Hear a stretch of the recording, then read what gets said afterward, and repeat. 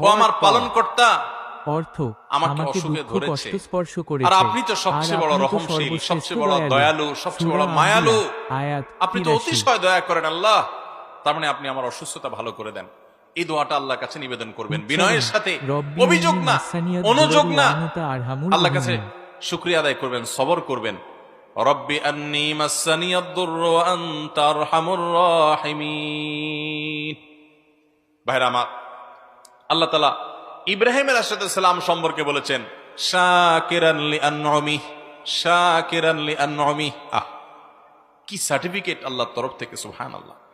ইব্রাহিম আলাইহিস সালামের গোটা জীবনের দিকে যদি তাকান, কোরআন খোলেন শুরু থেকে শেষ পর্যন্ত, কোরআনের পাড়ায় পাড়ায়, কোরআনের সূরায় সূরায়, কোরআনের পাতায় পাতায়, কোরআনের পৃষ্ঠায় পৃষ্ঠায়, লাইনে লাইনে ইব্রাহিম আলাইহিস সালামের পরীক্ষার কথা আল্লাহ তাআলা কোরআনে কারীমে নিজেই বলেছেন।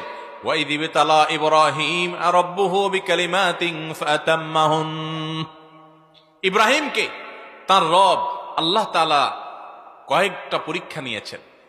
তোমরা স্মরণ করো সেই সময়ের কথা যে প্রত্যেকটা পরীক্ষায় তিনি উত্তীর্ণ হয়েছেন, একটা পরীক্ষায়ও ফেল। Next কি coming পরীক্ষা part ভাই? 6.